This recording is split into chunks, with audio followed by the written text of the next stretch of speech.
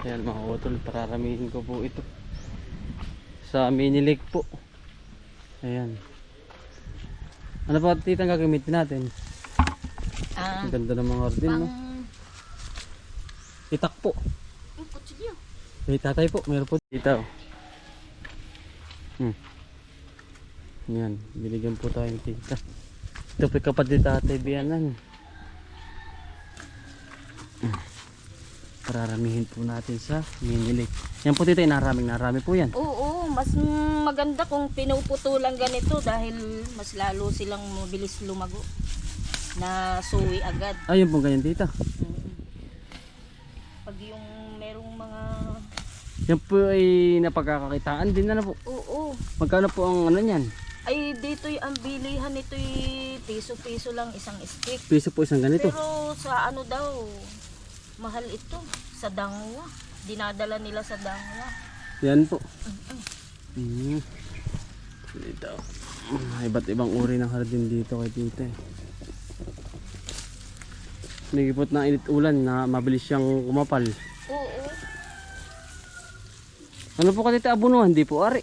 Ay hindi pwede itong ano Abunuhan kasi po. yung mga namimili gusto nila yung mga payat ang puno, ayaw nila ng mataba kasi ito ginagawa din nila inaano ba nilalagyan ng shape. Ribbon.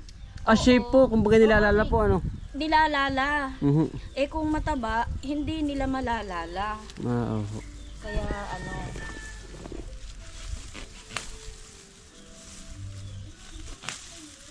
Yan, ang ganda ano po. Maliwalas po pa sa mata. Maano sa mata. Yan po nakakita ko sa ganyan sa SM tita. Oo. Nilalala po nila ano. Nilalagay Para nila nilalagyan sa, po ng ribbon. yung mga maliliit na paso nilalala. Nagawa ni tita oh. Landscape.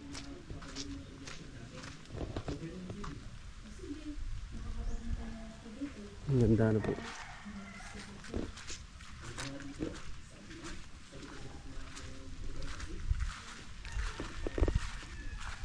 Hilig po yan ay maghalaman.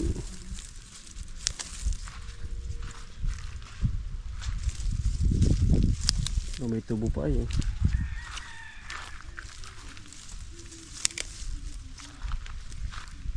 Ano ka ate, abono? Apos tatay. Ate, abono. Abono ko kayo. Atay. Magdadala ka rin ba ng ganyan rin? Oo ate, magdadala din ako dun. Yung hardin na yan, mga sanga lang, tutusok ko dun. Dun sa... Saan mo ba tatanin? Sa mini lake po, sa may tabi ng ilog. Ano? Nagpapakuha si kuya eh. May rin pong attraction po ba? Ng mga tao. Tapang ko. Ang ganda na rin. Ang ganda po ng kulay dito tayo. Ari. Maganda. Ang daw tatagain po para hindi ma-stress ang puno. Pinapako po yung ano, mga mataas daw. Ito po pala malutong ano.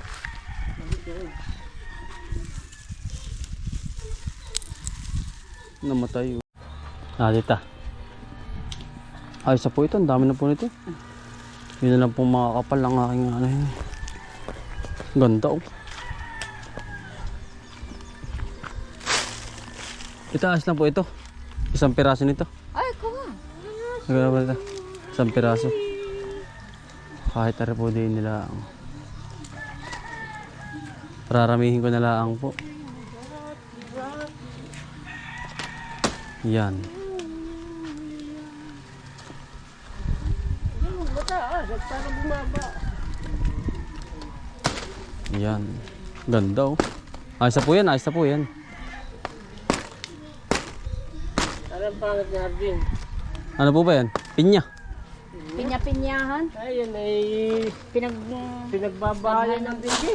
Ayan po. Oo. Ay oo nga tatay oh. Ipon niya ng tubig ay. Abay nung may say binili sa akin magkano nga ba? Parang 15 pesos ang isa. Ate tayo sa yung isa. Yun. Maganda. Oo, ares. Yun. Ibang variety po yun. Parang ibang variety yun tatay. Ay parehas. Ito gusto nilang ganito. Yan. Yan po tita. Napakaganda. Yung bulaklak na yan.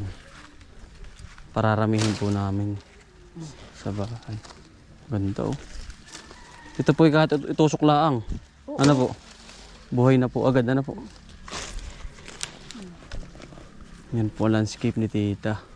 Aray. Tita, magandang yan. Ay, may dapulak. May dapulak po. Oo. Masama po ba yun? Ay, huhugasan mo muna. Aray. Masama po sa hardin yun. Ay siya nga, kulay puti ano po. Manlalalin. Ay siya nga.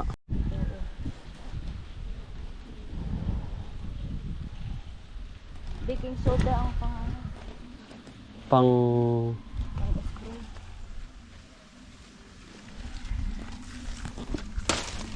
Ay siya nga puti. Ay.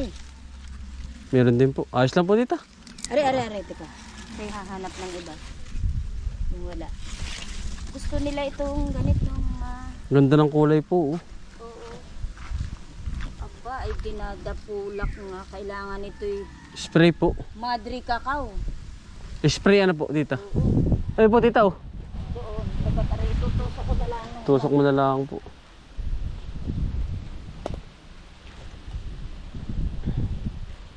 Ganda dito ng landscape mo ano po. Yan oh. Wala pa. Ganda oh.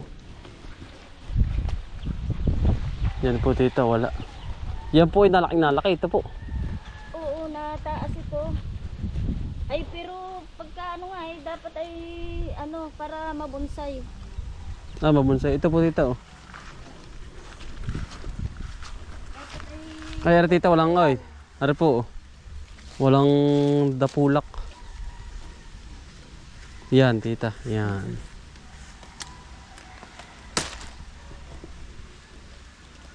Yan.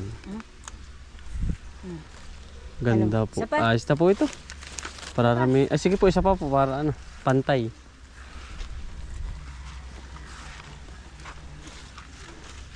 Makikita mo tita pagkaganda dun. Pag tumagal-tagal. Marami po dong abono eh. Lalagay-lagayan ko na lang. yan. Yan. Salamat po din eh. Pararamihin ko ari. Monitor po yan. Oo, ito'y inaano ba? Idinidesign sa bulaklak. Ayo, yan ang batitan dilaw. Baka pa yung mabuslot. Yan, ganda yung dilaw na yan. Batik-batik.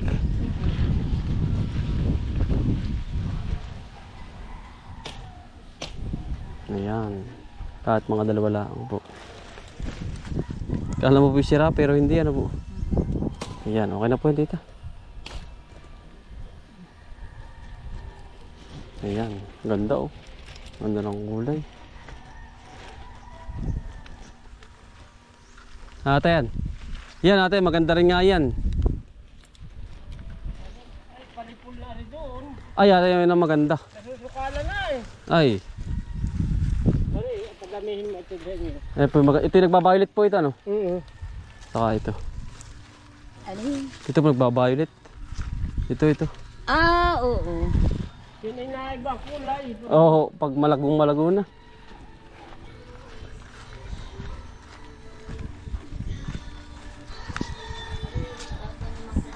Yan, mga kutulad namin nakuha. Harding pong iyan. Oo. Hari naman po ay gamot saan? Sa mga kidney. Sa kidney. Ito po mga ulaklak na ito. Oo, may mga matataas ang uric acid. Yan po. Hmm. Hirap po tabasin pala niyan. Oo. Kailangan ito gagamasin. Yan ay hinahardin din. Ay kaya lang ay mabilis sumukal. Ayo. Ay mga kutol, kami po sisibat na pauwi. Ayan po yung mga hardin natin. Mga kulay tita. Ang ganda rin na rin dito. Oo, yan ay yung kamukha Oo, ng binigay nandun sa'yo po. ni Tatay, no? oh, ito po, dilaw. Pag yan ay naarawan ng husto ay Nadilaw. dumidilaw. Hmm. Dumadami yung Tawa na po. Salamat po din eh. Apo.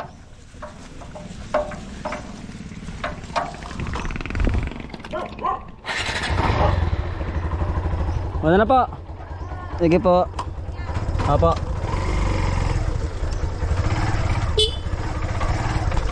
Mga kutol, tayo po ay pa-uwi na. Pabukid na. At humingi po tayo ng bulaklak doon kay tita. Ng Nung minsan pa po yun ay marami po tayong gawa mga utol. Siyempre hindi natin mauna yung ganito, pangunga dito at gawa nga nung marami po tayong gawa sa bukid. Kaya po ngayon ayun ay tayo po ay nagka-oras papunta rito at nandun sa Tibianan. Kaya po tayo ay nakakuha na rin at nagbigay din tayo ng sharing sa ating lola. Yan, ito na ang magulang ni Jewel. Yan, God bless po palagi sa wala pong sawang suporta sa aming pamilya. Yan. Mahal na mahal po namin kayo. Anong minsan pa mga kotol yun na ano sa akin, si tita nag text ay kung kailan daw ako pupunta at di sinurprise ako mga kotol. Ayun,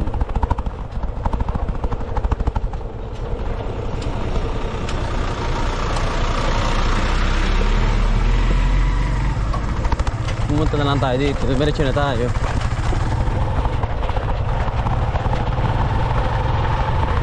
Para daw po ano, dumami po sa aming bakuran yung mga halaman niya. Ayun, kaya pumunta po ako, diretso na rin. At suportado po ang aming pamilya sa kakapanood po ng video namin. Ayan, inspiring daw po. Ayan, maraming salamat po. Tayo po ay sisibat na. Magkabo tayo din ng kanan. Ito po ay patayabas na. Lokbang. Diretso na po ito.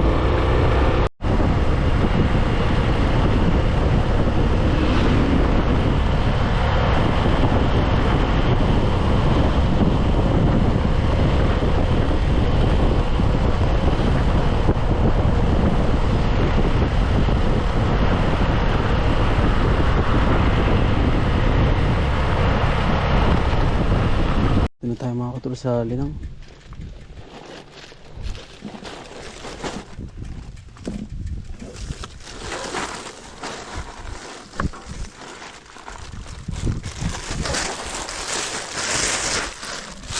Mga kutol, dito po itatanim sa baybay, ano po, sa baybay minilik. Dito po si kuya na po mag-a-arrange nun mga kutol, para mihilaan po namin din sa baybay tabi. Yan, dito po para maganda pong tingnan. Yan, alis daw po ni kuya dito. Dito mga kutol sa minilik talagay. May nakatalim na po rin kikwento na dito eh. Yan, nakalinyan. Dito po ilalagay para mas magandang tingnan kapag naka-arrange yung mga lalagay na halaman po. Yan. Kaya po tayo nanguha din ay mga kutol, panlagay po sa baybay tabi. Ay paano mga kutol, tayo po yung magpapakain mo ng baboy. Doon na po tayo magkita mga kutol. Tayo po ay nandito sa ano, sa bahay kubo. Ayan, dito tatanim natin yung iba dito sa dito. Tapos yung iba ay sa bahay mga kutol. Yan, si Bangka lang napakaisa po natin. Kinakargahan na po, ano, dinadaan na po sa mga ganitong gubat-gubat. Yan, tayo po magpapakain naman sa ating baboy na buntis. Ayan, lubo-lubo na po ang tenong ko ating baboy. Dali. Kaya na. Gusto niyo po yung ganyan. Ayan. Kaya na, hala. Ayan po. Taka ng didi. Buntis na ho.